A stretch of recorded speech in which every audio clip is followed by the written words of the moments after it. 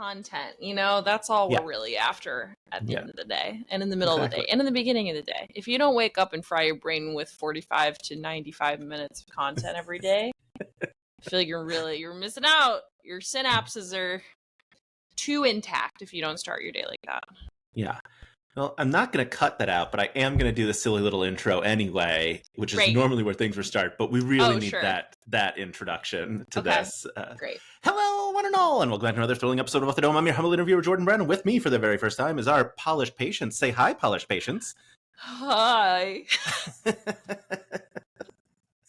Cassie, thank you so much for joining me. This is so exciting. The Bitcherton Kickstarter is live as of this very moment. I'm going to hit refresh. You are at 5,000. It's not $426 towards the $30,000 goal, and it's day one, which feels like a good number. I don't know. I don't know how Kickstarters work. I've never done one. I've backed a bunch of them. I think I did one many years ago, but it was a very different project, and I just remember being really stressed about not making all the money. But I was in a different place in life, and I was funding a musical, so it was very, very different. So this does feel good for day one. Yeah. I tried to Google, like, what's a good percentage to make on day one? And the answers seemed to be between 10 and 50%. And I was like, okay, well, I mean, you cleared one of those easy. You got to 10. It's a helpful range for sure. Yeah, Thank you for being so specific, Google, on that one. On day one, you want to either have some or all of the money made. Right. It's not none. That's what we do know. But besides that, it's open to interpretation, probably. Yeah, but it's been up for I don't know, a couple of hours. Mm-hmm. I don't know when it launched. I got the email so far. I backed it. I did my due diligence. Oh, thank you. I didn't, but I'm in it, so I don't have to back it. Yeah, I mean, the money would just go back to you. Right, so. I'm paying myself. Doesn't make a whole lot of sense. Right, that would just be a mistake on your part. Mm-hmm. I would love to ask you, starting right off the bat, are Australians still mad at you? I feel that they will never calm down. No, I feel that Australians aren't actually the ones who get mad at me. It's more like other people on behalf of Australians and Kiwis, New Zealanders, because they're like, that's Kiwi, that's not Australian. And I'm like, hey guys, I know, keep commenting. I want the engagement. I never claimed to be good at any accent. I just do them and I try. And then people will be like, that's not Australian. But I actually do have an Australian friend who says my accent is actually pretty good. So because I have that one person, I'm keeping that in my pocket forever. And that means more than all of the online comments, I feel. Yeah. Absolutely. Yeah. No, I very much feel you. Yeah. I routinely post videos where people are I watch people have a fight amongst themselves in the comments. And I'm like, well, I could step in and stop this. Why? Or why bother? I could just let the algorithm work. It's magic. Exactly. I will say, I showed my wife prior to this chat your song about changing your outdoor clothes for when you are inside, and she thinks she could spend a full hour talking to you just about that. Yeah. She is a huge advocate of outdoor clothes not touching any surface in our house. It is something I feel pretty strongly about, especially living in New York. When I'm riding the subway, you think I'm walking into my house and lying on my bed in those same pants, you are sorely mistaken. Even it doesn't matter, even if I'm sitting on a city bike, how many other butts have been on that chair that day? I don't know, and I don't want to think about it. And if I think about it too much, I start spiraling. So I feel like it's a good way to stop the spiral is to just change into your cozy clothes. If you're coming home, you're hanging out, especially if you're getting on your bed. I really can't handle that at all. Yeah. I'm midday. If I'm gonna go take a nap, I have to nap on top of the comforter because I am not allowed in the sheets in day clothes. Yeah, I actually do have kind of a top blanket on my bed, which is right behind me. And that's kind of safe zone to maybe I'm have to put something on my bed for a second, and that blanket is very washable, and so it's more washable than the comforter per se. So yeah, that's a safe zone blanket. I'm really glad that we're getting into the meat, into the really important stuff real so quick. Yeah. Feels good to Yeah. hit the hard-hitting questions. The out important out things. the Look, gate. you have Yeah. no idea who I am, so I'm just gonna Literally keep. no. Yeah. Please. Yeah. um, I'm confident Brian just sent you an email that was like, "Hey, do this thing," and you said, "Okay." Yeah, pretty much. But you seem nice to me so far, so that's good. Yeah. Victory. Yeah, huge. Do you want me to explain who I am, or just like Sure. keep? Okay. Yeah, tell me. I'm just like a real dummy on the internet who Cool. mostly talks to Dropout people, which is how I got connected to the podcast because Sure. of so many Dropout people. Yeah. And then that's, me. yeah. And It's that's like basically them and now here. So are you it is connected? wild that you haven't been on Make Some Noise. I will say that. Like The amount of credits that I do not have is actually kind of shocking. I've been on TV once, but it was almost like a bit. It was very recently. The Today Show put one of my TikToks on it for like 10 seconds. And the only people who watch the Today Show are like my parents' friends. So like that wasn't very a hard-hitting credit. And so I'm like, is someone gonna like put me in or on something soon? So if anyone out there wants to put me on TV, put me on your show, book me on your live show, I'm open. I'd love to do whatever it is. So yes, I agree. I agree that it's crazy. Sam Reich, put Cassie on Make Some Noise, season 4. Make it happen. Yep. And then I can count you as a Dropout employee that I've talked to. I'm at 38. I talked to Reka this morning. That is so many. It's so many. I didn't know there were that many. That's great. There's so many. Reka, one of your guest stars coming soon to Bitcherton. Obviously, knock on wood. Reka and Teo have both been announced. Brian read the list to me, and I don't remember any of them except for one. Yep. And it was a person who was on Veep. Sure. And I'm trying not to give it away. I know who you're talking about. Yeah. But I won't give it away either. Yeah. And Unless I'm supposed to, but probably I won't. I don't know. Okay, then I won't. But yeah, very funny person. Yeah, a very funny person. And Brian said that name and then said like 3 more names after it. And I don't remember the names he said after it because my brain went, wow, that's really cool. And then like you'll just have to watch the recording back in order to figure it out. Yeah, I'm not going to do that. No. That's too obvious. Yep.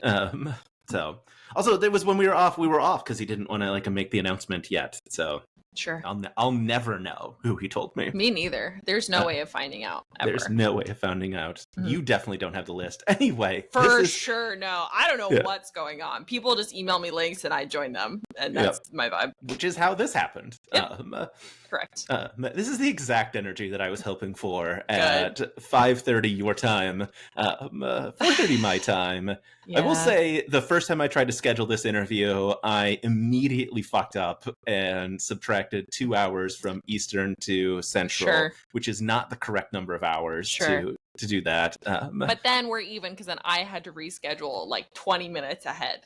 It's because I was in therapy and I couldn't go right from therapy to like this interview because sometimes therapy's like tra la la, here's what I've done in the past week, and then sometimes therapy's like actual therapy, and so it was like actual therapy, and I was like, oh no, like I can't go right to this, so that's why we had to reschedule. Exceptionally fair, yeah.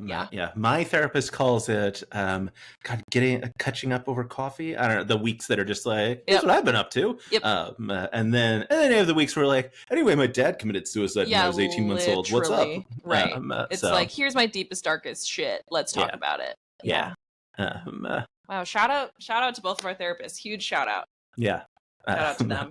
Shout out to them doing the hard work for me at least. I don't know about you. She's great. We love her. Yeah. It's bad up here. I'll tell you that much. But I like to think that I'm probably her favorite patient. So like she's really like stoked to log on to our session because she knows that like I'm going to be doing my little bits and it's going to make her laugh.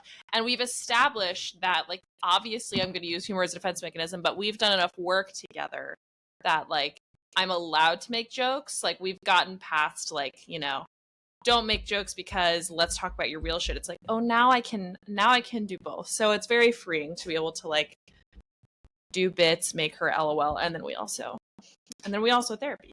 Yeah. How healthy do you think it is? Because I absolutely do this as well, that we actively try to make our therapists laugh. I think it's a part of life. I literally would not know like how to interact. I had a whole like identity crisis when I was like 22, because I realized that like I wasn't even really able to separate when I was like doing something like as a performance and when something felt like genuine. And so then I had that question that you just asked me, like I kind of like processed that and had that whole freak out. I was like, oh my God, am I just like making a joke all the time? Am I just like performing all the time? What's going on? Can I even separate those two? But then over the past few years, like that identity has kind of like, I don't know, become a little bit more cohesive. And I've realized like that is in my nature, is to just like do a bit, make someone laugh, but I don't, it's no longer like a compulsive thing. Like I don't have to do it in like every single setting. But it is something that's like that I'm going to do probably. And it's something that's like also, you know, in my toolbox, as therapists like to put it. It's, you know, like if I'm in some sort of situation and I want to like win someone over, if I want to like, you know, make a connection with someone, like the best way I know how to do that is like through humor. Not to get too, we're getting into the weeds. You asked me one single question, I'm like, I'll tell you everything there is to know about me. Exactly what I was hoping for. So this past week, a dear friend of mine's father passed. And so there is a point to the story, I think. I don't know. Tell me. And we play this very dumb Marvel game together with a bunch of other people on like online Who Cares. So like I sent him an update where I was like, hey, I opened like 17 gold orbs and I made less than $1 million. I know that's the worst thing you've heard all week. And that was the first thing I sent to him after his father died. And maybe that's okay. Like I remember in middle school, a good friend of mine, her dad like suddenly died. And I was 12 and didn't know how to handle it. But my mom basically said like, hey, call her up and like ask her if she wants to have a play date. And I was like, okay. So we like had a bowling play date. And it's like sometimes that's what you need, is like, because you can't be grieving at every single moment. Like you literally just like cannot stay in that state all the time. And so sometimes it's good to have a little levity. Obviously not all the time. And if it's compulsive, then it's bad. And I hope that friend can say to you, hey, I'm actually really not in the mood to make a joke about gold orbs. But I don't think it's an inherently bad thing or unhealthy thing. I think it went over well. Good. I included a message. Was successful. Yeah, I included a message of I don't know how to deal with grief. Yeah. Just to like really land that it was a bit that I was doing. Right. Totally. I don't know what we're talking about anymore. Sure. Patience Bitcherton. What an icon. What an icon. What a queen. Yeah. Of my own creation. Yes. How did you come to Patience? What brought you to Bitcherton in general and many-sided media? Many-sided media. My good friend Chinook is part of Many-sided Media, and last like November, December, Many-sided Media was doing a tabletop roleplay game. I think it was about like a Hallmark Christmas. I can't remember exactly what the name was, but I think Chinook suggested me for that. And so then I did that episode with them, and it was really, really fun. And I listened back, like I've listened back to it once or twice, and like I think it is such a funny ep. So that went really well. I had so much fun. We all had so much fun. Basically we all brought it to like a really horny place that like I probably wasn't, it wasn't expected to go there, but we had a great time. I think my character deep-throated a champagne flute at one point, and that was a really fun bit for me to do. I was like getting comfortable with that. I was like, we've been recording for 45 minutes. Let me take it there. So that was really fun. And then, when they were trying to, you know, figure out who to ask to be on Bitcherton, they asked me, and I was like, hell yeah, that sounds great. I love Pride and Prejudice, and I have also seen Bridgerton a little bit, so I will do that. And again, I'm pretty much open to whatever anything anyone asks me to do. It's like I'm probably gonna say yes to that. Yeah. So that's how I got connected, and then we had a couple like pre-production meetings before doing the pilot to talk about like just like introduce ourselves, like talk to each other, and also figure out like this kind of the basic like story arc of like some plot points that we wanted to hit in the pilot. So we were just like totally winging it. And then we also had, I think, separate little meetings to figure out which characters we all wanted to be. And I think everyone just like had an inkling of who they were inclined towards. And I love Pride and Prejudice. I love the movie with Keira Knightley. I love the portrayal of that mother of Mrs. Bennet. She is so hilarious. She's such an incredible character. And so I did just really like the idea of a mother who's like so obsessed with her children and her husband and her family that whenever anything bad happens, it is like the end of the world for her. So yeah, that's how I landed on Patience. And then we were just like looking up like Regency era names, and I found Patience, and I was like, well, that's perfect for her to be named Patience. Absolutely perfect. Yes. What I think one of my favorite, I was going to say my favorite, but Katie in the ditch might be my favorite scene from the pilot, but a close second, maybe tied for first, is Esty reading the will. Yep. And you reacting to it. Yep.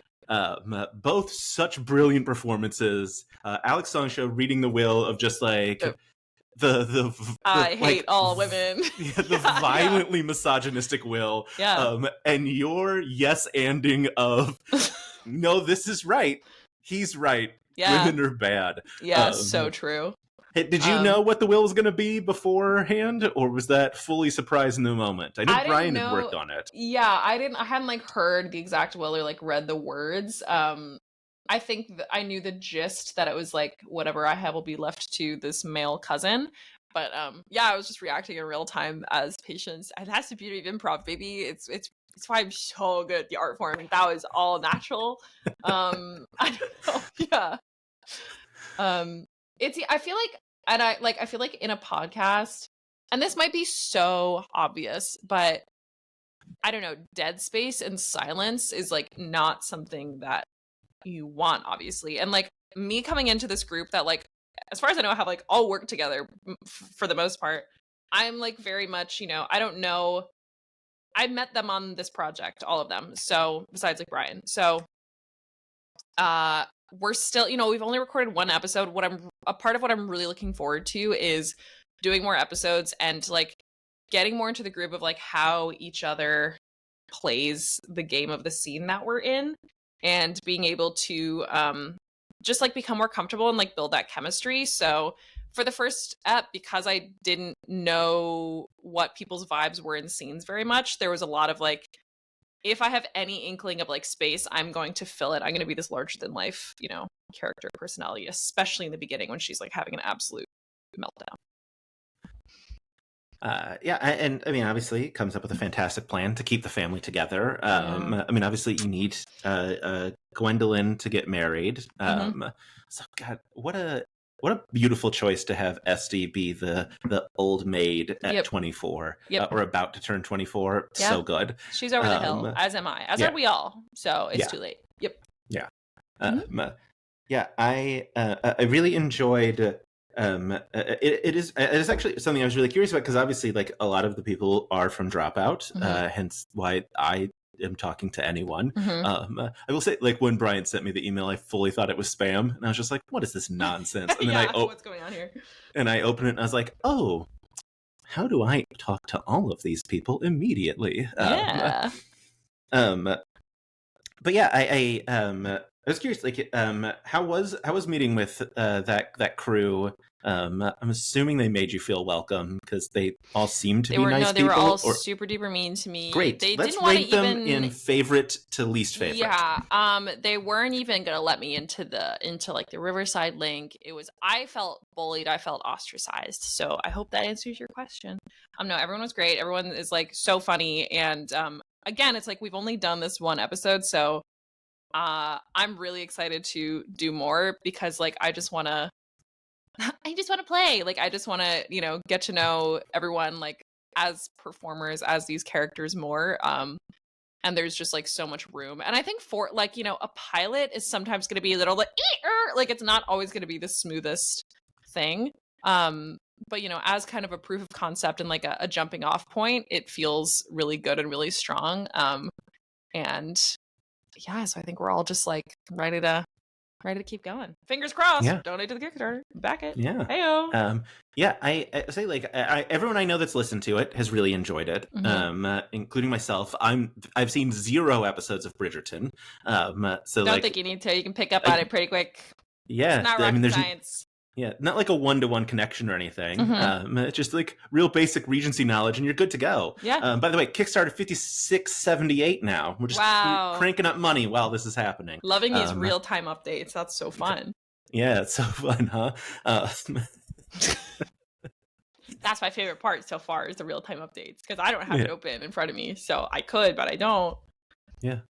My favorite part is periodically you freeze on my end, so I don't know what you're saying. Oh, cool. People say that about me on Riverside, and I'm like, my internet's pretty good. I don't know what to do about that. Well, the beautiful thing about Riverside is it's recording locally, so like, oh my God, when I go back, froze. like, you won't be frozen for any of this. Oh my God. So like, it's gonna be fine. Wait, you just froze for so long. Did I immediately freeze this? I was answering the question, and they were perfect. Yeah, that was as a fun cue. Really good stuff.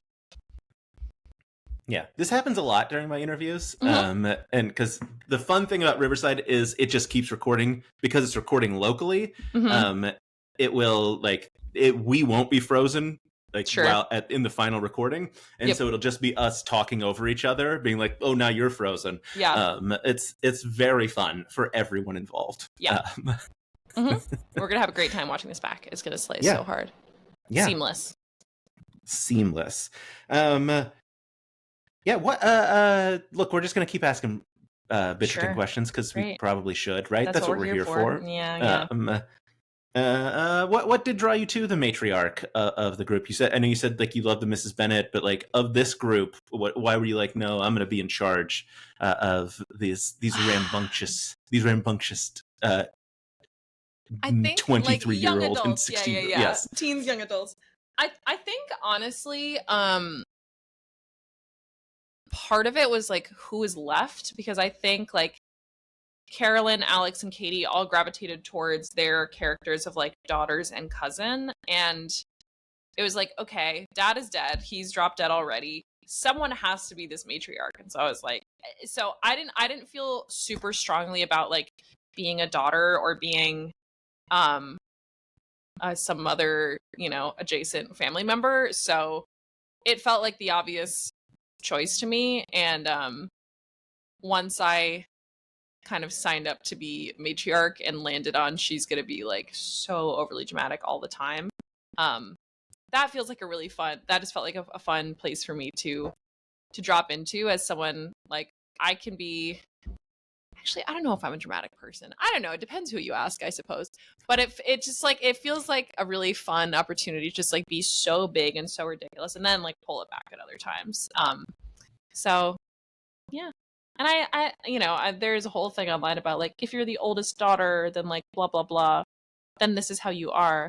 And I think technically I'm oldest daughter because I'm middle child of 3 and I have 2 brothers, so there is no other daughter. Yeah, but I'm also oldest one, so I guess I have some kind of like inclination towards matriarchy. I don't know. Sure, let's go with that. Yeah. Yep. Perfect. Thank you.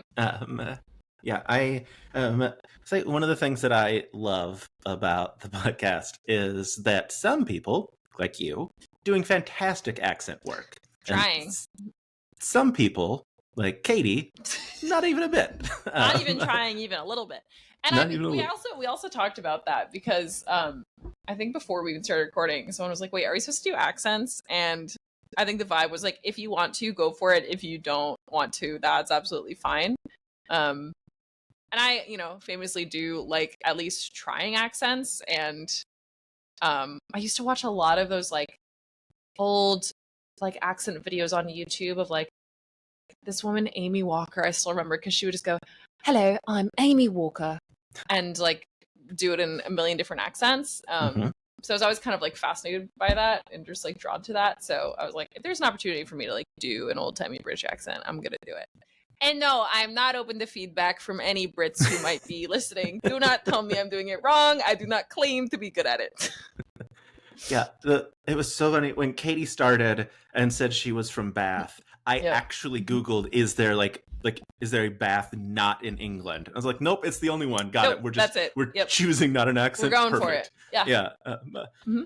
It makes it, I don't know, somehow funnier that like Somehow funnier. Violet's this like outsider already to the family, and she's so like awkward and, you know, just like doesn't get it. So like there should be a kind of disconnect. And even like Alex, who's not doing, you know, an intense British accent, is kind of like, you know, speaking in a maybe a slightly more proper way. So I think there is this like automatic separation that Violet creates because she is not doing an accent. Yeah, it made for such a fun dynamic right out the gate. Yep. Albeit a slightly confusing one. Sure. But Heard. yeah. But also, again, I'm not giving feedback or notes here. Great. Love it. I have no notes. Thank you. It's brilliant and perfect. Thank you. Question about accents for you. Sure. When you hear them on like TV, do you mimic them back like a parrot? Because I do that. Yeah, Love Island is like a big one. Yeah. You know, it's like you watch Love Island for the accents a lot of the time. Yeah, some are like really hard to do though. Some I like absolutely can't take on. And then there's some that like always devolve. For some reason, like I'll devolve into like Irish from a lot of other ones, and my Irish friends do not think my accent is good. So again, not open the feedback there. But yeah, no, I've always liked to mimic. Oh, and I had a boss at an old job who was French, and I got really good at imitating him. Never did it to his face, but maybe I should because I don't work there anymore. Yeah, exactly. Yeah. Just send him a voice note. Yeah, I'll just show up at the old job and be like, "Hey, it's me. I'm here to visit. Cassie, you are doing?" There's a lot of that. Shout out to that guy. Yeah, very delightful. I got to play in a charity stream last weekend. Who knows what time is? And the character that I was assigned picked whatever. One of the like 3 descriptors was French parentheses derogatory, and I was like, hell yeah, let's do this. Yeah, absolutely. I will do anything you ask me to. Yeah, just hop right into that. Pepe Le Pew vibes. But it's delightfully fun. Yeah, I don't know that my wife loves that I can't help myself sometimes. But like, look, like we're watching Bake Off, and I'm just like, I can't not repeat back the thing. That is like, compulsive. Yeah. Sounds like she needs to get on board because that's how it's going to be forever. It is how it's going to be forever. She's stuck with me. We have a 3-year-old. She's got nowhere to go. We're locked in. We are locked in.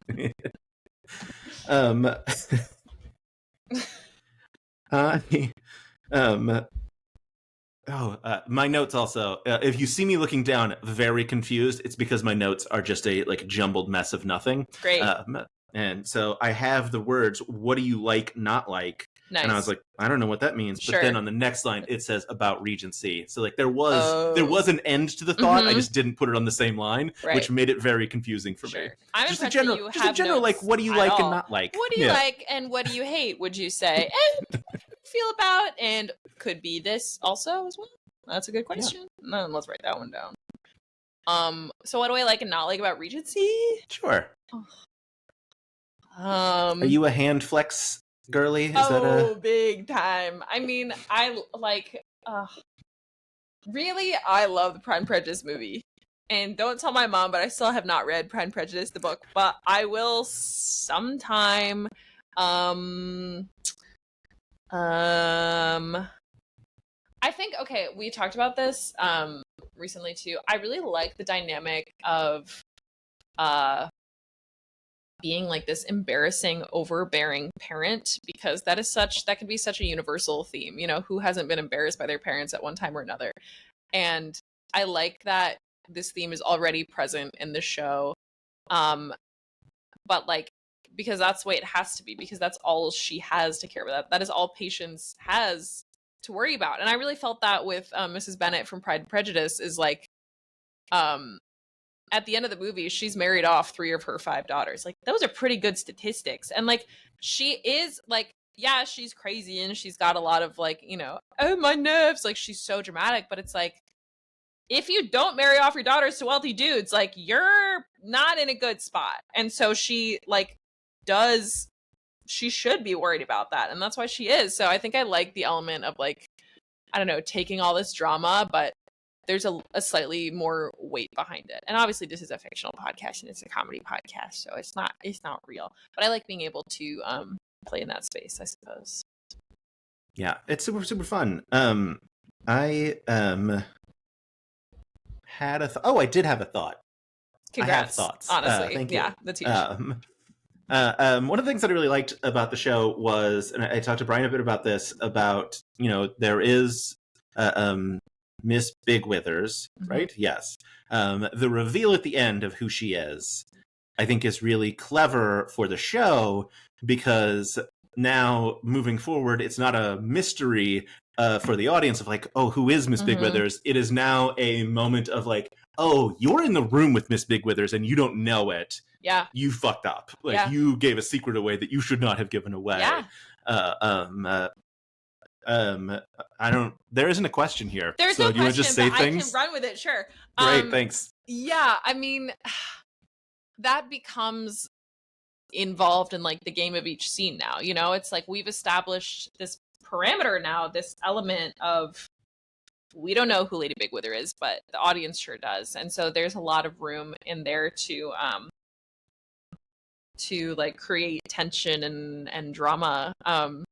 And having the audience in on this secret, I think it's a really nice thing, especially when this whole thing is improvised and oftentimes like we don't even know where it's going. And so I think that also can like ground the listeners as well.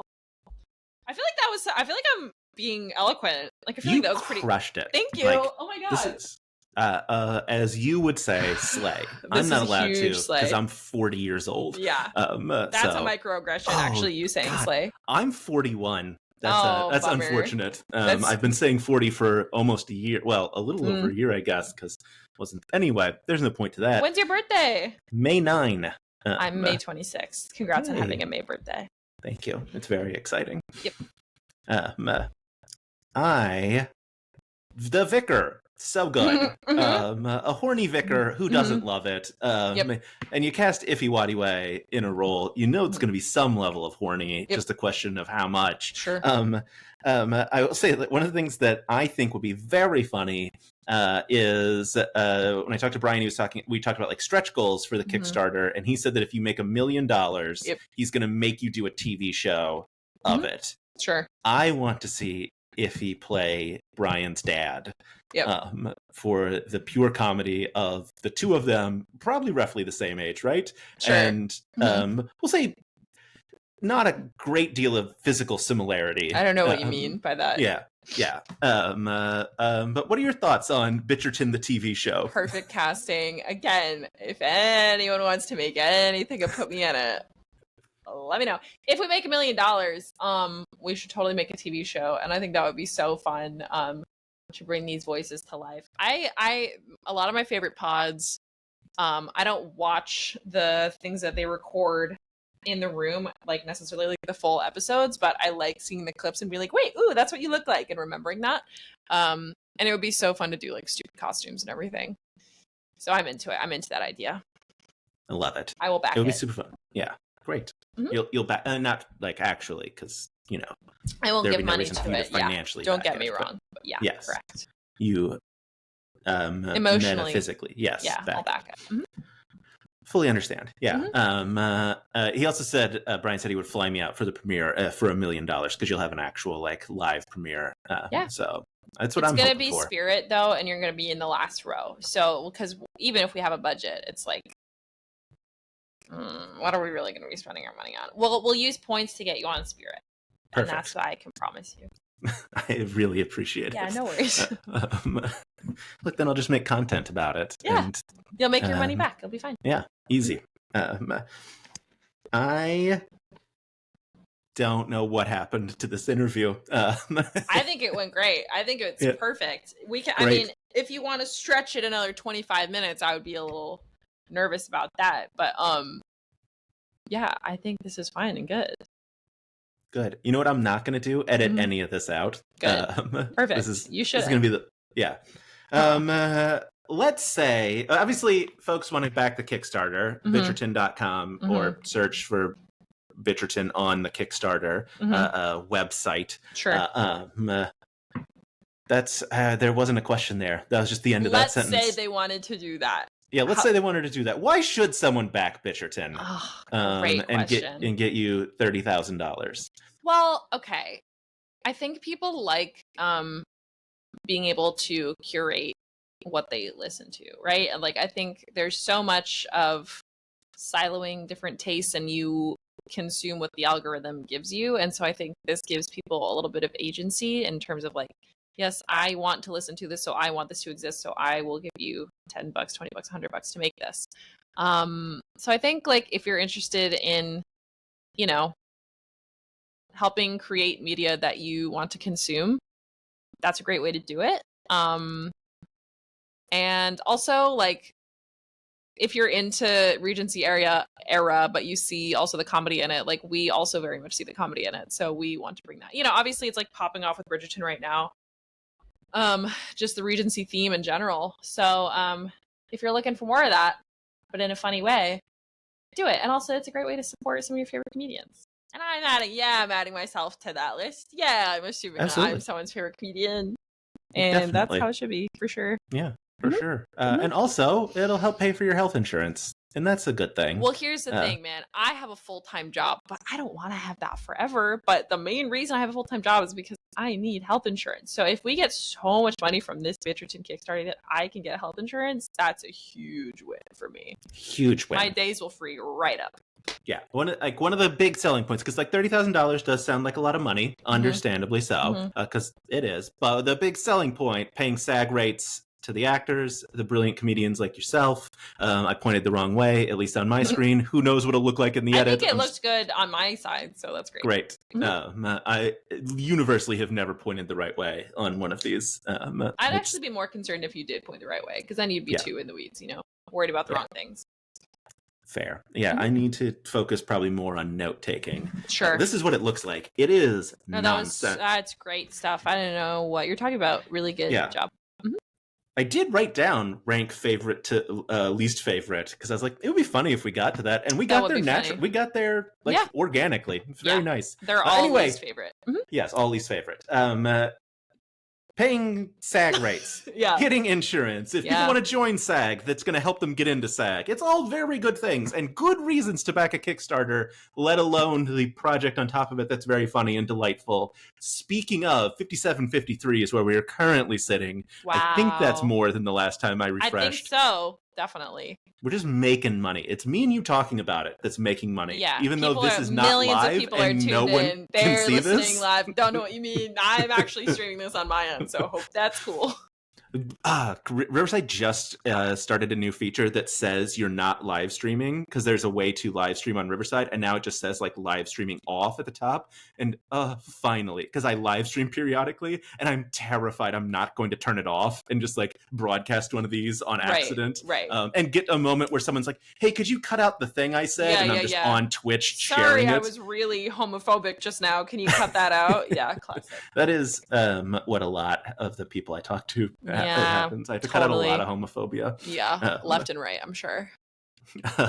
Cassie, this has been amazing. Let's say folks wanted to go listen to your brilliant accent work on the various social medias. Where can they find you? You can find me on Instagram.com/CastTheRockWilson. You can also find me on a little website called TikTok.com/ I don't know if that's actually what the links are. It is Cast the Rock Wilson. And Wilson has 2 L's. That one you need an @ symbol before, after the slash. If you also just Google Cassie Willson with 2 L's, I will pop up. Honestly, if you Google Wilson with 1 L, it'll probably still come up, because the algorithm has learned by now that no one knows how to spell my name. It does, because I misspelled it. Apologies. Yeah, that's all right. It happens literally all the time. Eventually. Yeah. It took me a little time. I appreciate it. Where did to close out? Sure. The Rock as part of your name. Man, is there an origin story to that? I made an Instagram.com account when I was 19 years old, and I had to choose a username, and I thought about it for about 15 seconds, and I was like, "Oh, Cassie Rock Wilson, that's funny." I kind of regret it a little bit, because now people I don't know will just like call me Cass, and like that's like a nickname that you gotta like earn a little, not earn, but it's like we're not there yet, you know, when it's like a complete stranger. So I don't actually like when people call me Cass in public. So I'm thinking about changing it to just Cassie _ Wilson, but I'll probably just keep it like that forever. So Yeah. It's just a stupid thing just that I change thought it of. to The Rock _ Wilson. Just The Rock. Problem Yeah. solved. Yeah. No copyright Amazing. there, anything like Yeah. that. Mm-hmm. Well, Cassie, not Cass. Thank you. Because I'm not there yet. I know. Right. But Should I call you close. Jordy? Is that good? That's perfect. Great. It's my Awesome. favorite of the permutations of my name. Good. I figured. I could picked up on that vibe really quick. Bitcherton 5803. Wow. Climbing all the time. Climbing all the time. By the time I hit stop recording, it's for sure going to be at the 30,000. Yeah. Which is going to be right now. Yep. So thank you so much. This has been absolutely delightful. Thanks for having me on whatever this is. Yes. Perfect. Perfect.